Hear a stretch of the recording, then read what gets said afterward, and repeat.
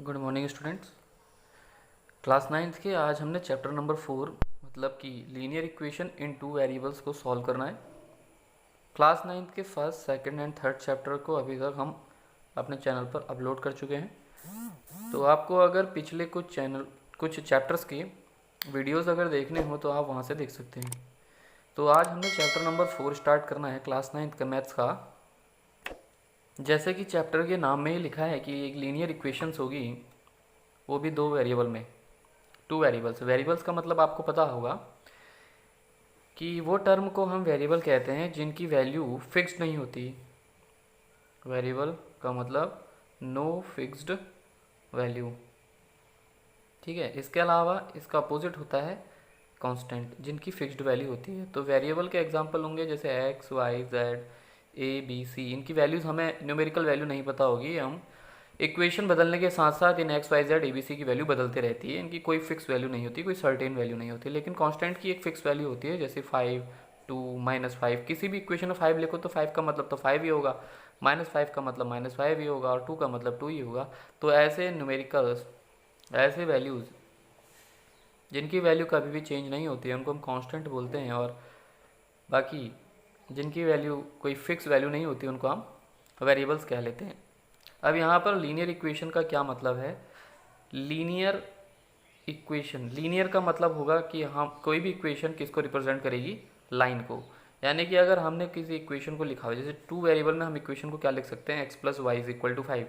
तो ये एक रिप्रेजेंट कर, यानी कि इसके जब हम पॉइंट्स निकालेंगे x और y की वैल्यू, जैसे x और y को ऐड करके कब 5 हो सकता है? तो 1 और 4 को ऐड करके 5 हो सकता है। तो पहला पॉइंट हो गया x का 1 और y का 4, यानी कि 1,4। दूसरा हो गया 2 और 3 को ऐड करके हम क्या लिख सकते हैं? यहाँ पर 5 आ सकता है। तो दूसरा पॉइंट हो गया 2,3। इसके अलावा 4 + 1 हो सकता है, तो अगला पॉइंट हो जाएगा 4,1। तो ऐसे ही किसी लाइन के लिए कितने पॉइंट हो सकते हैं? इनफाइनाइट पॉइंट हो सकते हैं किसी एक सिंगल लाइन के लिए, ठीक है। तो एक सिंगल लाइन के लिए यहाँ पर हमारे पास कार्टेशियन कोऑर्डिनेट में कितने पॉइंट्स हो सकते हैं? इनफाइनाइट हो सकते हैं। यहाँ पर वेरिएबल्स हमारे पास 2 हैं, 2 वेरिएबल में एक इक्वेशन को हमने यहाँ पर लिखा हुआ है, ठीक है। तो इसी तरीके से हमने आज एक्सरसाइज 4.1 के कुछ क्वेश्चन करने हैं, linear equation in two variables में है, ठीक है। तो एक टू वेरिएबल की इक्वेशन क्या रिप्रेजेंट करती है? लीनियर इक्वेशन लाइन रिप्रेजेंट करती है, ठीक है। अभी 1,4 कहीं पर भी आ सकता है, 2,3 आ सकता है, 4,1 आ सकता है। तो इस लाइन में इनफाइनाइट पॉइंट हो सकते हैं। तो इसी तरीके से हमारे पास फर्स्ट क्वेश्चन है जो कि वर्ड प्रॉब्लम में दिया हुआ है, और इस वर्ड प्रॉब्लम से हमने क्या बनानी है? एक इक्वेशन बनाने के लिए कहा गया है। तो क्वेश्चन इस तरीके से है। तो इन टू वेरिएबल्स में हमें कुल मिलाकर कोई दो आइटम्स दे दिए जाएंगे, जिनको हम एक को x ले लेंगे, या एक को y, या एक को a ले लेंगे और दूसरे को b ले लेंगे। तो जैसे यहाँ पर दो आइटम दिए हुए हैं, एक दिया हुआ है नोटबुक और दूसरा दिया हुआ है पेन, ठीक है। तो इसमें से एक को हम x ले लेंगे, दूसरे को y ले लेंगे। क्वेश्चन में भी लिखा हुआ है कि पहले से ही लिख दिया है कि आप लोग take the cost of a notebook to be ₹x, यानी नोटबुक के कॉस्ट को क्या लो? आप x लो, और पेन के कॉस्ट को आप y लो, ठीक है। तो हम किसी को भी कुछ भी ले सकते हैं, x y, ऐसे ज़रूरी नहीं कि नोटबुक को ही x लेंगे। तो क्वेश्चन ये है, the cost of a notebook is twice of a pen. यानी कि पहले हम जो ये बात बोल रहे हैं उसको लिख लेते हैं किस तरीके से कि cost of notebook is equal to 2 times of the cost of pen, ठीक है। तो अगर हम नोटबुक के कॉस्ट को x ले लेंगे और पेन के कॉस्ट को y ले लेंगे, तो ये क्या आ गई? x = 2y। हमारे पास दो वेरिएबल में आ गया है ये। जब हम इस तरफ को लेके आएंगे इसको, तो x - 2y = 0। तो ये एक लीनियर इक्वेशन हो गई है टू वेरिएबल्स में। तो यहाँ पर लिखा हुआ है कि हमें राइट एक linear equation in two variables to represent this statement. इस स्टेटमेंट को रिप्रेजेंट करने के लिए आप क्या करो? एक टू वेरिएबल में एक इक्वेशन को बनाइए। तो इसके लिए हम क्या लिखेंगे? The cost of notebook, let the cost of notebook, one notebook is equal to x, and the cost of pen is equal to y। According to question ये बोला हुआ है कि नोटबुक का कॉस्ट मतलब x is equal to 2 times of the pen. x - 2y = 0। इस तरीके से हमने इसको रिप्रेजेंट कर दिया है, ठीक है। फर्स्ट क्वेश्चन इस तरीके से यहाँ पर कंप्लीट हो गया है। अब हम चलते हैं अपने क्वेश्चन नंबर सेकंड की तरफ। क्वेश्चन नंबर सेकंड में लिखा हुआ है express the following linear equation in the form of A x plus B Y plus C and indicate the value of A B and C in each case. तो माना कि हमारे पास एक linear equations हमने जैसे ली थी x plus y is equal to 5। ये कह रहे हैं क्वेश्चन के अकॉर्डिंग, इक्वेशन के अकॉर्डिंग हमसे ये कहा गया है कि इक्वेशन को कन्वर्ट करो ए एक्स प्लस बी वाई, यानी कि एक्स वाला टर्म उसके साथ वाई वाला टर्म और फिर जो बचा हुआ है टर्म है वो भी इसके साथ इस तरीके से आप लिखेंगे। ठीक है, तो एक्स वाला टर्म है, वाई वाला टर्म है, लेकिन सी वाला टर्म यहाँ प्लस में नहीं है, इक्वल टू की उस तरफ, तो हम इसको इस तरफ लेके आएंगे। तो ये हो जाएगा x plus y minus 5 is equal to 0। अब अगर हम कंपेयर करें तो x की जगह पर तो x है, तो a की प्लेस पर कुछ नहीं है, तो मतलब यहाँ पर 1 है, a की वैल्यू 1 हो गई, b की वैल्यू भी 1 हो गई, प्लस की जगह पर यहाँ पर माइनस आ गया, तो c की वैल्यू -5 होगी। ठीक है, तो a b c की वैल्यू इस तरीके से हमें क्या करनी है, यहाँ पर कंपेयर करके लिखनी है।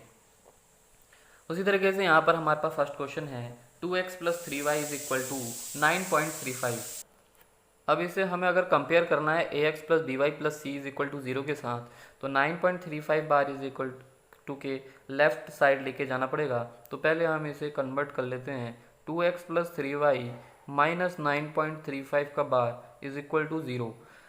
अब इसे कंपेयर कर रहे हैं, comparing with A x plus B Y plus C is equal to 0।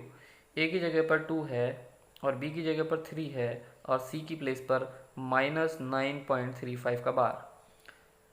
Second question देखते हैं। Second question is x minus y upon 5 minus 10 is equal to 0। इसे भी हम पहले, अब 10 जो है वो इक्वल टू के लेफ्ट साइड ही है पहले से ही, तो इसे हम डायरेक्ट कंपेयर कर सकते हैं, लेकिन पहले थोड़ा सा इसको इस तरीके से लिख लेते हैं, x माइनस 1/5 लिख लिया मैंने और इसको y। ठीक है, -10 इज इक्वल टू 0। अब इसे कंपेयर कर रहे हैं A x plus B Y plus C equal to 0 के साथ। ए की जगह पर हमारे पास 1 है, बी की जगह पर यहाँ पर -1/5 है और सी की जगह पर यहाँ पर -10 है। Question number third, the third question is -2x plus 3y is equal to 6। इसे हम फिर से चेंज करेंगे, -2x plus 3y minus 6 is equal to 0। तो आप देख सकते हैं कि ए की जगह पर -2 है, बी की जगह पर 3 है और सी की जगह पर -6 है। Question number 4, question number 4 is x is equal to 3y। तो x माइनस 3y, और x वाला भी है y वाला भी है, बट c वाला यहाँ पर है नहीं, तो जब है ही नहीं तो c को सीधे डायरेक्ट 0 लिख सकते हैं। यहाँ पर अगर हम कंपेयर करें A x plus B Y plus C is equal to 0, तो ए की जगह पर तो 1 है और बी की जगह पर -3 है, बट सी की जगह पर कुछ नहीं है, तो 0। Question number 5, the question number 5 is 2x is equal to -5y। तो 2x प्लस 5y, -5y को इस तरफ लेंगे लेफ्ट साइड तो प्लस हो जाएगा, इज इक्वल टू 0। सी वाला फिर से नहीं है, तो ए की जगह पर 2, बी की जगह पर 5 एंड सी की जगह पर 0। Question number 6, 3x plus 2 is equal to 0। तो A x plus B Y plus C is equal to 0। तो x की जगह पर तो x है और a की जगह पर 3 है, तो a इक्वल टू 3। इस बार y वाला टर्म नहीं है, तो b is equal to 0 and c की जगह पर 2 है, तो c इज इक्वल टू 2। ठीक है, इस तरीके से क्वेश्चन नंबर 6 भी हो गया। Now question number 7, the question number 7 is y minus 2 is equal to 0, A x plus B Y plus C is equal to 0। X वाला टर्म तो है नहीं, तो a 0, b की जगह पर 1 है और c की प्लेस पर क्या है, -2 है। अब हमारे पास इसमें क्वेश्चन नंबर 8 बच रहा है लास्ट।